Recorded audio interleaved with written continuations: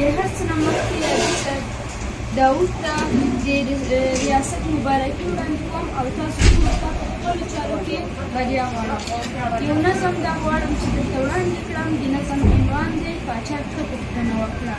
توجه وغواړئ. پاچا ښه پوښتنه وکړه چې څه غواړئ.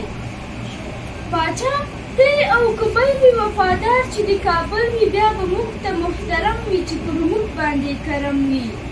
موږ خپل دین د اسلام غواړو، موږ یووالی د قوم غواړو، نه دې کېږي ورور وژنه عملي دې شي بښنه.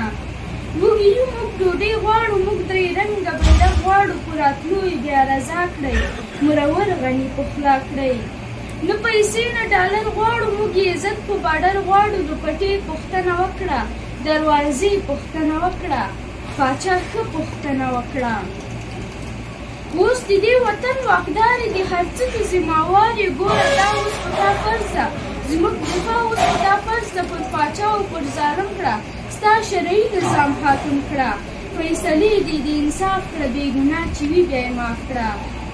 فیصلې دې د انصاف کړه، بې ګناه چې وي بیا یې معاف کړه. موږ د علم طلب غواړو، خلاصول د مکتب غواړو. ماتوي چې قلمونه پاتې دي هغه قومونه، ماتوي چې قلمونه پاتې دي هغه قومونه.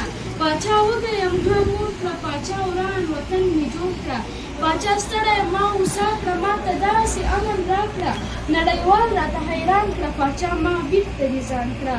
که عسکر د هر نظام یم، مسلمان یم ستا د قام یم.